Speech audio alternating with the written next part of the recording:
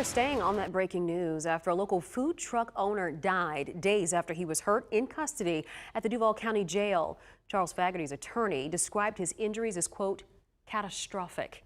In the last hour, the Jacksonville Sheriff's Office released a statement calling this a criminal investigation, saying that the medical examiner has been called in to determine how he died. I'm Tanika Hughes. And I'm Ben Becker. Charles Faggart's attorney says that he's been brain dead since Monday, the day of the incident. We know 8 corrections officers and a corrections sergeant have been stripped of their authority.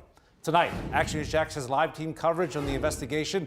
Action News Jax Madison Foglio spoke exclusively to the mother of the victim's unborn child. But first, Action News Jax Yona Gavino. And Yona, you pressed JSO to find out if the 9 officers stripped of their authority in this case will be identified.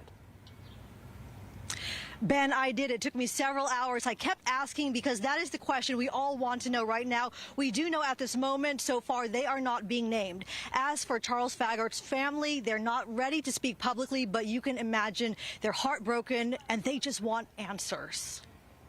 Charles Faggart had been brain dead since Monday, according to his family's attorney. She went on to say in a statement, the family is heartbroken, devastated, overwhelmed with shock and pleading for answers. I asked JSO for their response to the family's claims of being left in the dark. In the last hour, JSO sent Action News Jax a statement that said, transparency is a priority for JSO. However, that priority does not supersede the agency's commitment to maintain the integrity of criminal investigations. One Sheriff Waters has answers. He will provide those answers to the Faggart family. Once the criminal case is completed, Sheriff Waters will share the details of this death investigation publicly.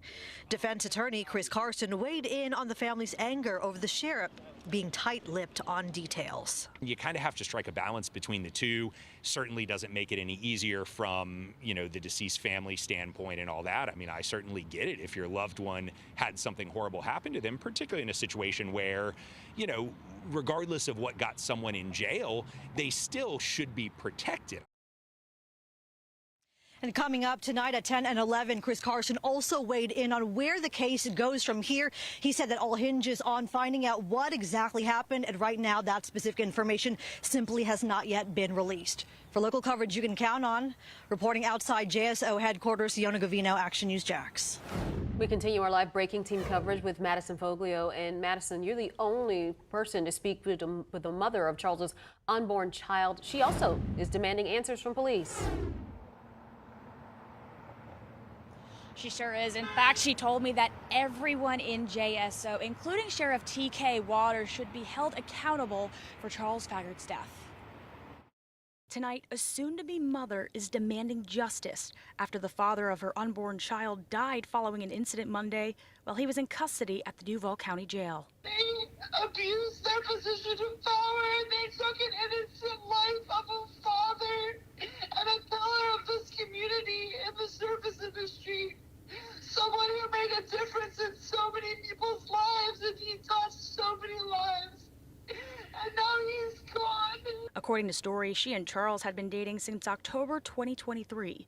It was an alleged domestic violence incident she reported that led to Charles's arrest. But on Monday, she received a call from another inmate at the Duval County Jail and was told that an incident happened with Charles and he was in the hospital. As far as I know, he was beaten so badly that the family said that he was unrecognizable. The incident resulted in 8 correction officers and 1 correction sergeant being removed from their positions and stripped of their corrections authority.